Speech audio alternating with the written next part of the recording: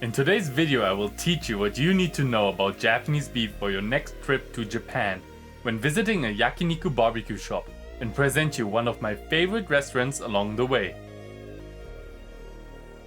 What if I told you that you could experience Japanese beef for budget? And not only that, what if today's shop offers an affordable all-you-can-eat Japanese beef course? But more importantly, is it any good? Is Wagyu Japanese beef? Or is there more to it? Let's find out.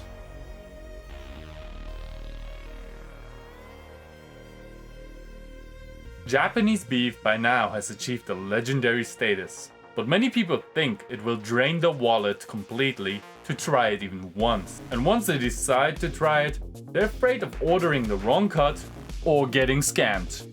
Therefore, an all-you-can-eat with Japanese beef is a fantastic way to try it with little risk. But first of all, what even is Yakiniku? It is a popular style of barbecue in Asia where you get served raw meat and you can grill it to your liking. While some shops charge for every order, a lot of shops also offer all-you-can-eats for a fair price. And today I want to present you a great shop where you can do just that.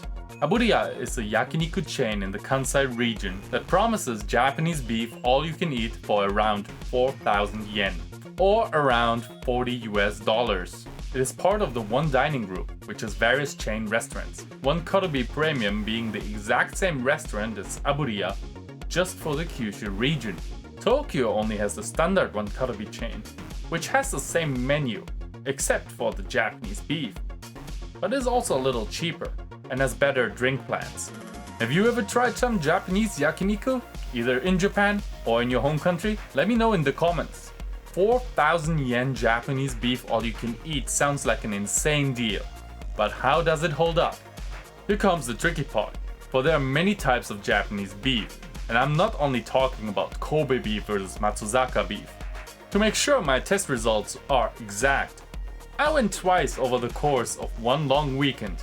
The menu consists of American beef as well as Japanese beef. Which one is superior? Well, the answer is surprisingly difficult. The Japanese beef menu has two different cuts of karubi. Karubi is a Korean loanword and basically refers to beef ribs.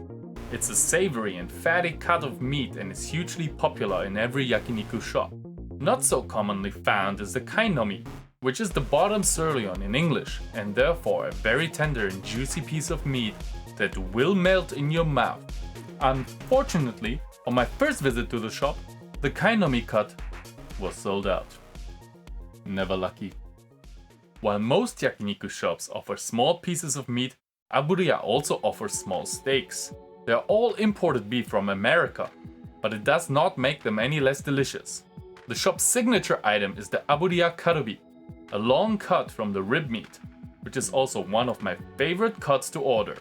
There's also a roast steak, or in Japanese, rosu steiki, which can be from the shoulder or the chuck. The definition there is a little wonky, but it's pretty much the normal steak cut that you know from the supermarket and most people are familiar with.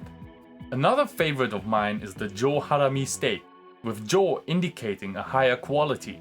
This kanji means something like elevated, and is frequently used to indicate a higher quality. Harami technically is an offal, but it surprisingly does not taste like an organ meat at all. Hell, I actually didn't know it was an organ meat until I made this video. So give it a try, as it is very flavorful but also tender at the same time. The menu is completed with a variety of different cuts, as well as great side dishes that I too often disregard because I love the meat so much.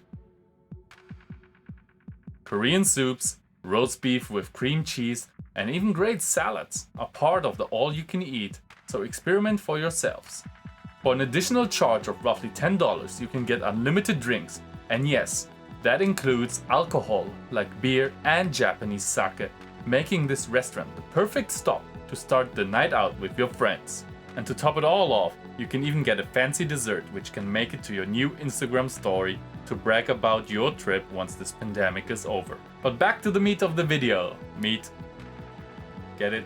Now, my recommended way of eating is dipping the meat in raw egg yolk, which is a common way of eating here in Japan, since eggs undergo a strict quality control and are perfectly safe to eat raw. Another great way of eating is wrapping it in lettuce, along with some miso and spicy kimchi, and then shove it into your mouth like a caveman. You know it's good when I start eating greenery. This is a more Korean way of eating, but I guess a bit of diversity does not hurt. But back to the initial question. Which meat is better, the Japanese beef or the American beef? So as I said, I went to this chain store twice. Once in Osaka, once in Kyoto.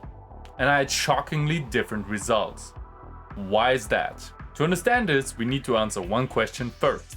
What in the green hell is Wagyu? You may have heard about A5 Wagyu beef, which refers to the Wagyu grading scale, with the letter indicating the amount of edible meat that the cow provided, A being the best and C being the worst, and the number indicating the quality of the fat and the marbling, as you can see in this graphic. But there's more to it. Wagyu literally means Japanese beef. The kanji wa means Japanese and is used in other words like washoku, which means Japanese meal or Japanese cuisine. The second kanji, gyu, means cow. So it really is as easy as Japanese cow or Japanese beef. But there's one big problem. Kokusangyu. Now, as an English speaker, you might have no idea what Kokusangyu really is, as it also translates to Japanese beef. So is it the same as Wagyu? Well, if you have to ask, the answer is probably no. Kokusan basically means from Japan, and it is used for a range of products that are domestically produced. Therefore, Kokusangyu refers to all domestic cattle, and even cattle that has been imported from other countries but are fed over 50% of the lifetime on Japanese soil.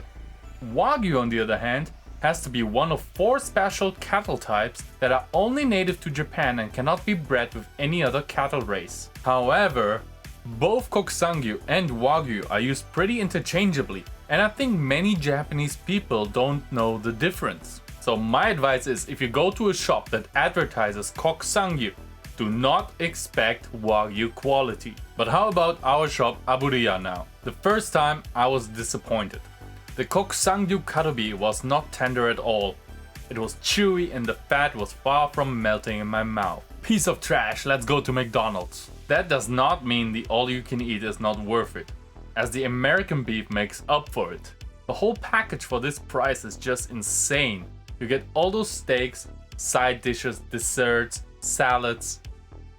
You'll be in heaven, but it's not a Wagyu experience. Interestingly, however, the second time, the Kokusangyu was amazing. Not only was the Karubi much softer, they also had the kainomi cut, which was missing in the first shop, and oh boy, this catapulted you to a different planet of flavorness. You can clearly see the marbling in this one, and it made me wonder if it actually reached Wagyu grading quality, as the server was referring to it as Wagyu as well. From my personal experience, I would estimate it to be around A3 or maybe even A4 quality. But even though I loved it, I'm not sure if I can beat my shop favorite Jo Harami steak and Aburiya Karubi. So, is Japanese beef worth it? As you may already guess from this video, the answer is much more nuanced. When you talk about Japanese beef, do you talk about